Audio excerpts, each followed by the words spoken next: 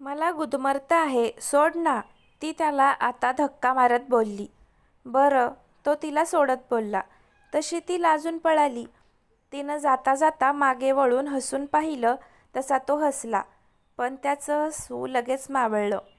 अरे एक मिनिट, पण तिनं तिला काय वाटतं माझ्याबद्दल ते बोललीच नाही. कसली शहाणी आहे ही, मलाच शेंडी लावून गेली. मयुरी थांब, तो तिच्या मागे धावला. पण तोपर्यंत ती खाली पोहोचली होती. ती किचनमध्ये होती, आईंना मदत करत होती. तो पाणी प्यायला म्हणून तिथे आला तशी ती दचकली. त्याची नजर चुकवत खाली बघायला लागली. तो तिच्याकडे बघत होता. काय रे, काय हवंय, आईनं विचारलं तशी ती दचकली. तिला विचार, तो पुटपुटला. काय चाललंय तुमचं? आई, काय ग? काय नाही, ती मान खाली घालून बोलली. चल बाहेर जा, आई त्याला बाहेर घालवत बोलली. तिला त्रास देऊ नको, चल जा, जाऊन झोप. ताप गेला माझा, आता कशाला झोपू? आणि आता मला झोप येणार पण नाहीये. तो शेवटचं वाक्य जरा जोरातच म्हणाला. मग काय हवंय, आई? ती तिथे उभी आहे ती, मनातच बोलत तो. पाणी. हे घे, चल जा आता. तसा तो निघाला. ठीक आहे, किती पळशील, शेवटी माझ्या जवळच यायचं आहे तुला, राघव तिच्याकडे बघत मनात बोलला. तशी ती आईच्या मागून हळूच हसली. संध्याकाळ होत आली तसे सगळे घरी यायला लागले. त्यांचा आजचा दिवस खूप छान गेला होता. ताप पण गेला होता. त्यामुळे तो तिनं त्याला कशी शेंडी लावली ते आठवून एकटाच हसत होता. माझी मयुरी वाटती तेवढी वेडी नाहीये. हाय भाई, कसा आहे? पळाला का ताप? आरोही त्याला बाजूला बसवत विचारत होती.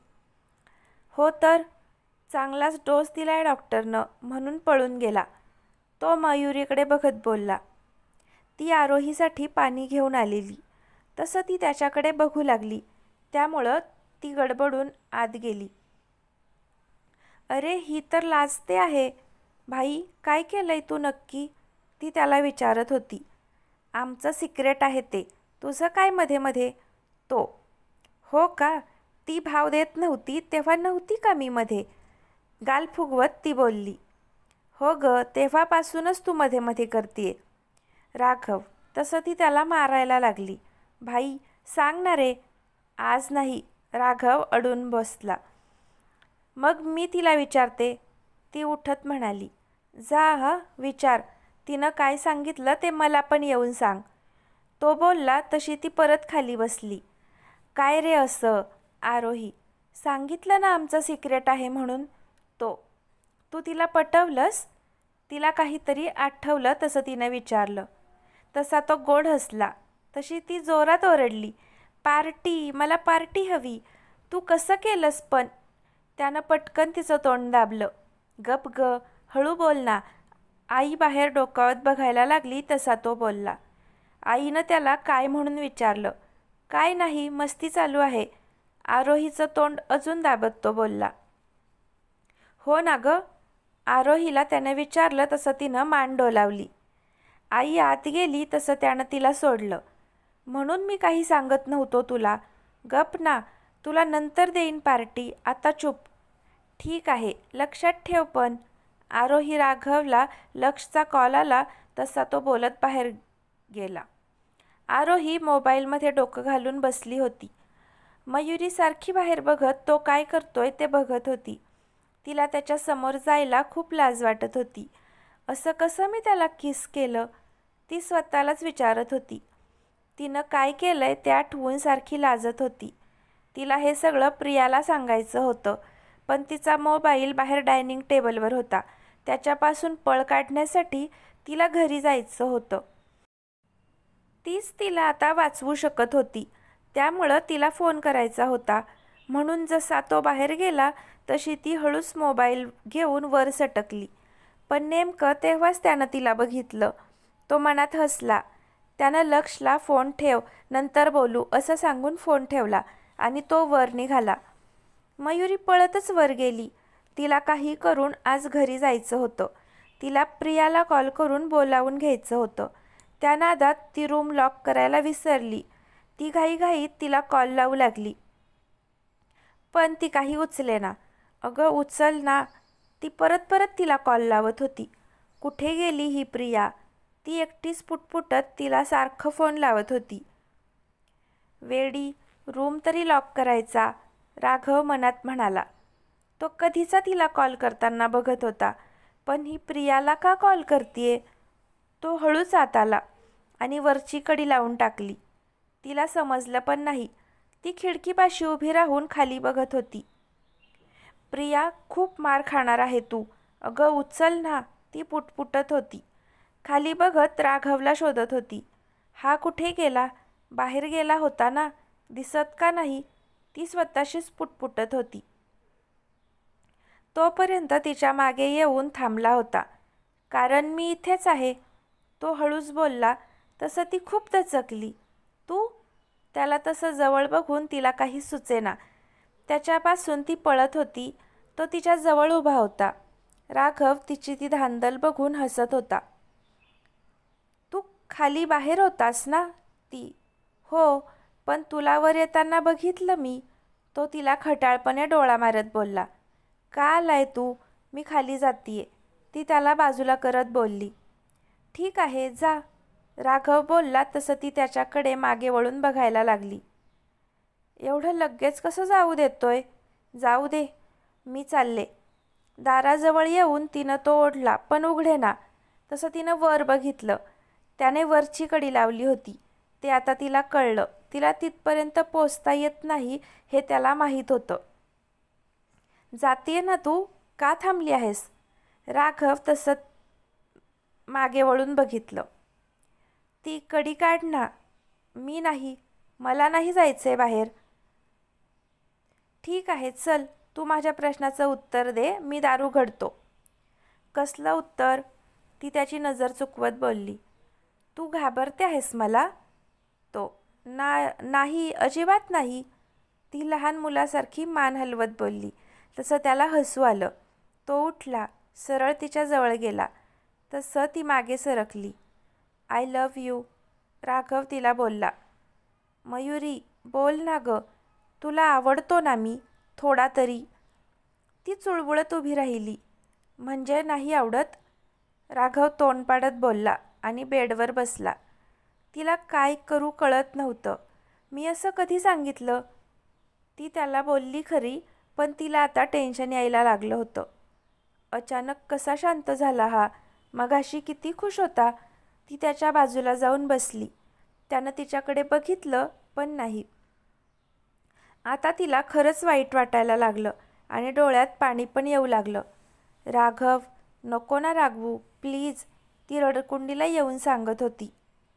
तुला मी नाही आवडत ना? ठीक आहे, एवढा मस्का मारून पण मीच वाईट, हो ना? तो, नाही, मला तू खूप आवडतोस. तुला असं का वाटतंय पण? ती, प्रेम नाही करत ना? तो, ती काहीच बोलली नाही. ठीक आहे, जातो मी. तो उठला आणि तोंड पाडत जाऊ लागला. तशी तिला आता खात्री झाली की त्याला खूप वाईट वाटतंय. तिनं त्याचा हात पकडला आणि त्याला थांबवलं. मी तुझ्यावर मनापासून प्रेम करते रे. तिनं दोन्ही हातांनी त्याचा डावा हात पकडला होता आणि खाली बघत ती बोलली. काही क्षण तसेच गेले. त्यानं अलगद तिचा हात पकडला, तिच्या जवळ गेला आणि तिच्यावर झुकून म्हणाला. एवढंच ऐकायचं होतं मला वेडी. तो तिच्या नाकावर टिचकी मारत बोलला. तसं ती वर बघायला लागली. तो तिच्याकडे बघत हसत होता. तसं तिच्या सगळं लक्षात आलं. त्यानं तिला इमोशनल ब्लॅकमेल करून शेवटी तिच्या तोंडून वदवून घेतलं होतं. तिच्या चेहऱ्यावरचे बदलणारे भाव पाहून त्याला खूप हसायला येत होतं. तू तू ती रागानं लाल होत चालली आणि दोन्ही हातांनी त्याला मारू लागली. फसवलंस तू मला. जा, मी नाही बोलणार तुझ्यासोबत. I hate you. तसं त्यानं दोन्ही हात पकडून तिला मिठीत घेतलं. हो का? तिच्या डोळ्यात बघत त्यानं तिला विचारलं. खरंच? परत बोल. ती शांत झाली, पण आता दोघांची धडधड खूप वाढली होती. ती काय बोलतीये ते ऐकायला तो खूप आतुर झाला होता. बोल ना Mayuri. I love you, I love you Raghav. ती लाजत त्याच्या मिठीत शिरली. तसा तो हसला, पण त्याच्या डोळ्यात पाणी आलं. त्यानं शेवटी तिला मिळवलं होतं. ते दोघं खूप वेळ तसेच शांत उभे होते. त्याचं सर्वस्व त्याच्या मिठीत होतं. काय काय नव्हतं केलं त्यानं तिला मिळवायला. खूप भारी पण वाटत होतं आणि त्याला आता तिच्या कुशीत शिरून खूप रडावंसं पण वाटत होतं. खूप साऱ्या गोष्टी त्यानं पण लपवून ठेवल्या होत्या तिच्या मागे. त्याला खूप वाईट वाटायचं. ती त्याला बाजूला सारून समीरला आठवत बसायची तेव्हा. तो कधीच तिच्यासमोर किंवा अजून कोणासमोरही व्यक्त झाला नव्हता. पण आता ती फक्त त्याची होती. तो विचार करून त्याला खूप रडायला येत होतं. आयुष्यात केलेला एक हट्ट पूर्ण झाला होता. तो तिला कुरवाळत होता, घट्ट मिठीत पकडून ठेवत होता. त्याला त्याच्या भावना अनावर झाल्या तसं त्याचे अश्रू नकळत वाहू लागले. मयुरी खूप खुश होती. तिला आता खूप मोकळं वाटत होतं. राघवला तिनं दोन्ही हातांनी पकडून ठेवलं होतं. अचानक तिला वाटलं तो रडतोय. राघव. तो काहीच बोलला नाही. तशी तिनं स्वतःहून मिठी सैल केली. तो रडत होता. वेडू असं म्हणत त्याला ओढत नेऊन बेडवर बसवलं आणि त्याच्या शेजारी बसली. तो पण उठला आणि खाली बसला. तिच्या मांडीवर डोकं ठेवून डोळे मिटून घेतले. ती अलगद त्याच्या केसातून हात फिरवत होती. त्याला शांत करत होती. मला कळतंय तुला कसं वाटतंय ते. तू खूप काही लपवून ठेवलंय माझ्यापासून. नेहमी माझ्या मनाचा विचार करून तुझं मन मारलंय तू. ह्यानंतर असं नको करू कधी. प्लीज शांत हो. आज ती त्याची जागा चालवत होती आणि त्याला ते कळताच त्याला हसू फुटलं. तुला राघव बनायची काही गरज नाहीये. ते डिपार्टमेंट माझं आहे. तो वर बघत बोलला. तशी ती पण हसली.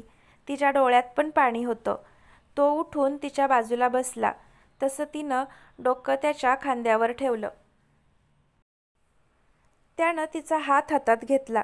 शेवटी त्याच्या प्रेमाची ओढ तिला त्याच्याकडे घेऊन आली होती. ते दोघं काही न बोलता खूप वेळ तसेच समोरची ती फ्रेम बघत बसून होते. अचानक तिचा मोबाईल वाजला. तसं दोघं दचकले. प्रिया, ती त्याला बोलली. हॅलो. अगं दी, काय झालं? एवढे मिस कॉल. तुला ठीक वाटतंय ना? अगं मी ते मोबाईलवर विसरून गेले होते. अगं बोल ना, काय झालं? मला खूप काळजी वाटतीये. अगं बोल ना. प्रिया चांगलीच घाबरली होती. परवा रात्री जे काही झालं होतं, तिने जे तिला ऐकवलं होतं त्यामुळे तिच्या मनावर परिणाम झाला की काय असं तिला वाटलं होतं. झालं का तुझं बोलून? मी बोलू का आता? मयुरी.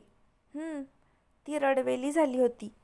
काही नाही ग, असंच तुझी आठवण येत होती म्हणून करत होते.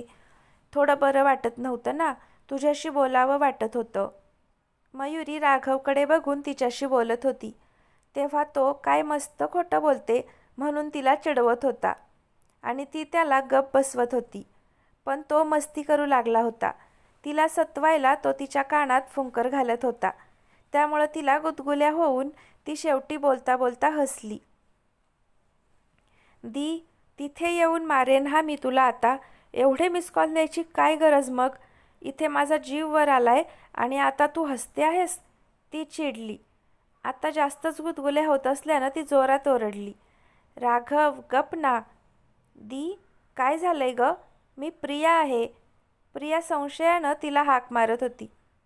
अगं हो ग, तुला वेळ मिळाला तर येऊन जा. मला तुला काहीतरी सांगायचं आहे. त्याला दूर ढकलत ती बोलली. तो आता हसायला लागला होता. ठीक आहे, बघायलाच पाहिजे तुझं नक्की काय चाललंय ते. प्रिया. बाय. मयुरी. काय चाललंय तुझं? गप ना. ती त्याच्या जवळून उठत त्याला रागावत बोलली. तसा तो पण उठून तिच्या जवळ गेला. तिला पकडून मिठी मारणार तेवढ्यात दार वाजलं. तर मित्रमैत्रिणींनो, पुढे काय होईल हे आपल्याला पुढच्या भागात पाहायला भेटेल. तुम्हाला ही कथा कशी वाटते आहे कमेंटद्वारे नक्की सांगा. आवडला तर लाईक करा. व्हिडिओ तुम्ही शेवटपर्यंत पाहिला त्याबद्दल मनापासून आभार. असेच नवनवीन व्हिडिओ पाहण्यासाठी चॅनलला सबस्क्राईब नक्की करा. धन्यवाद.